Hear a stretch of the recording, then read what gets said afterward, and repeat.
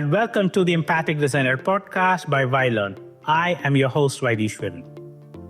Think back to the last training program you've attended.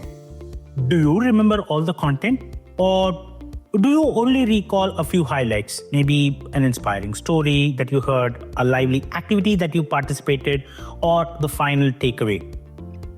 That's not the flaw of design necessarily. It's how our brains work.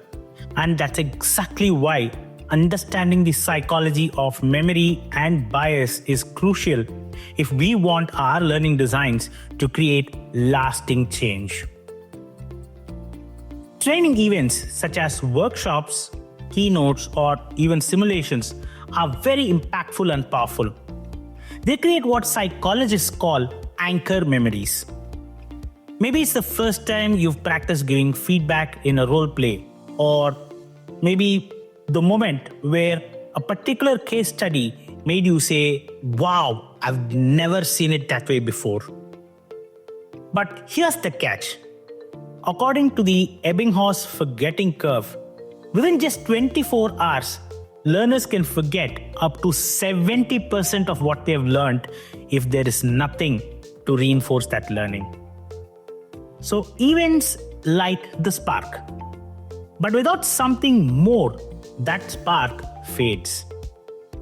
A journey takes those sparks and weaves them into a network. You can think of it as connecting the dots to form a picture. You could have a workshop that introduces a concept, a coaching session that occurs 2 weeks later that helps you apply your learnings, a peer conversation that could be scheduled a month later to test your assumptions, and finally seal the learning with a reflection activity.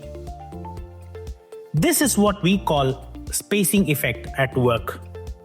Our brains hold on to information far longer when learning is spread across time. But memory isn't the only factor. Our biases play a role in how learners experience these events and journeys.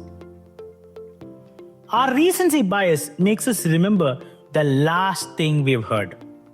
And that's why when we design programs, it's all the more important to design impactful and strong closings as equivalent to those great openings. Daniel Kahneman's research shows that we judge an entire experience by its emotional peak and its ending. Journeys that include powerful moments and a meaningful closure tends to stick in memory. This is known as the peak end rule. We're also affected by the illusion of competence, where after one exciting workshop, learners often feel that they have mastered a skill. But true mastery only comes when journeys test and stretch that skill over time. So, what does all this mean to us as learning designers? In events, focus on creating emotional peaks through stories, simulations, or reflections. Always design a strong end, a commitment, a reflection, a personal action plan. In journeys, build on those peaks with spacing, reinforcement, and application. Layer in opportunities that challenge biases so learners don't just remember, they grow. Ultimately, it's not just events versus journeys. It's how events and journeys evolve together. Events light the spark. Journeys keep that fire burning. And when we design with the brain in mind, with memory, with bias, and with empathy, we don't just deliver programs. We create experiences that shape who our learners become. So thank you for joining me on this episode of the Empathic Designer podcast. If you found value here, do subscribe and share it with our fellow learning professionals. And let's keep this conversation alive, because at the end of the day, learning isn't just about knowledge.